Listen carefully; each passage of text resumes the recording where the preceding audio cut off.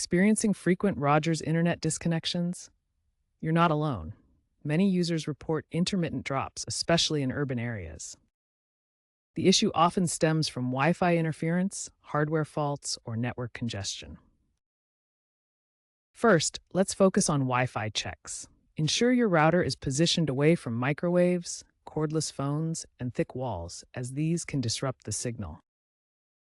If possible, switch to the 5 GHz band, which experiences less interference than the 2.4 GHz band.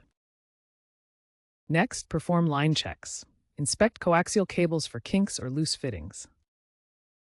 Verify your modem lights. A solid online light indicates a good signal.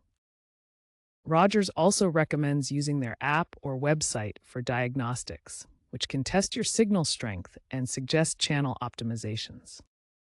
Remember to reboot your modem and router. This simple step often resolves temporary glitches. If basic checks don't resolve the connection drops, consider the age of your modem. Outdated modems can cause instability and frequent disconnections. Rogers is investing heavily in transitioning to full fiber infrastructure, aiming for 100% completion by 2027 to provide more reliable connections.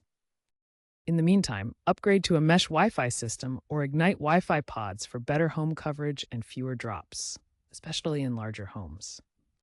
Bandwidth saturation during peak hours in your neighborhood can cause slowdowns and drops due to shared infrastructure. Switch to a wired Ethernet connection for more stable and reliable connectivity compared to wireless.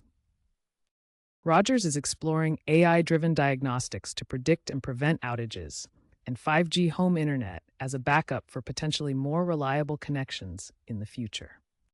If problems persist, contact Rogers support to investigate issues with external cabling, splitters, or the wider network.